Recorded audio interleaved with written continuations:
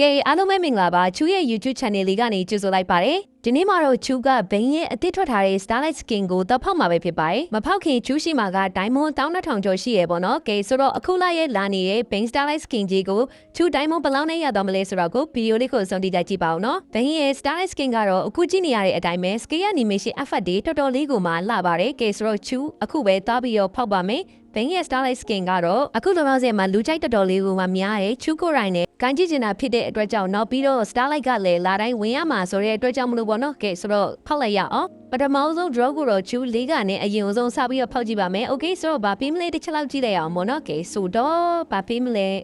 fragment နဲ့ Starlight point နေပဲပေးတယ်ပေါ့နော်ဒါပေမဲ့ fragment နဲ့ Starlight point ကလည်းဆိုတော့မစိုးဘူးကဲနောက်ထပ်လေးကထပ်ပြီးတော့ဖောက်ကြည့်ပါမယ်ကဲဒီတစ်ခါလေ fragment နဲ့ Starlight တွေ point နေပဲပြီးတယ်ပေါ့နော်အဆင်ပြေပါတယ်ဘာပဲပြောဒါခါ Starlight လည်းပဲတက်တာဖြစ်တဲ့အတွက်ကြောင့်မလို့ပါကဲဆိုတော့နောက်ထပ်ထပ်ဖောက်ကြည့်ပါမယ်ကဲဆိုတော့ဒီတစ်ခါတော့ Starlight point ပဲပေးပါတယ်လို့နော်ကဲဆိုတော့ထပ်ဖောက်ပါမယ်ဘာမှဖြစ်ပါဘူး easy ပါဒိုင်းမို့1000တော့ရှိရဖြစ်တဲ့အတွက်ကြောင့်မလို့ပေါ့နော်ကဲ YouTube ကကြည့်နေတဲ့သူတွေလည်းချွေးရဲ့ဒီ YouTube channel လေးကို subscribe မလုပ်ရသေးရင်လုပ်သားပေးပါကဲပြောနေဆိုနေမယ် Starlight ကလေးကတော့ပေါက်သွားခဲ့ပါပြီ draw နဲ့လေးနဲ့ပေါက်တယ်ဆိုတော့တန်တယ်လူပဲပြောလို့ရတယ်ဘာလို့လဲဆိုတော့ချူအချိန်33ချိန်တောင်ကြံသေးတယ်နောက်ထပ်လေးပေါ့ဆိုတော့ခုနဟာလေးကိုချူကန်ဆက်ပြောရရင်ချူဒီ YouTube channel လေးမှာဗီဒီယိုတွေတောက်လျှောက်ဆက်တင်သွားဖို့ရှိပါတယ်ဆိုတော့ချူ RPA သူတွေအနေနဲ့ချူရဲ့ YouTube channel လေးကို subscribe လုပ်သားပေးဖို့ပြောချင်ပါတယ်ကဲချူကတော့ဒီလာရဲ့ Starlight ကို Premium လေးပဲဝင်လိုက်ပါမယ်ဘာလို့လဲဆိုတော့ချူမှာ Starlight Premium ကတည်းအများကြီးဖြစ်နေလို့ပေါ့နော်ဒီအများကြီးဆိုတာကလည်းချူရဲ့ fan တွေကိုပြန်ပြီးတော့ giveaway ဖောက်ပေးဖို့ပါဆိုတော့ချူဒီ YouTube channel မှာလည်း giveaway ပေးဖို့ရှိပါတယ်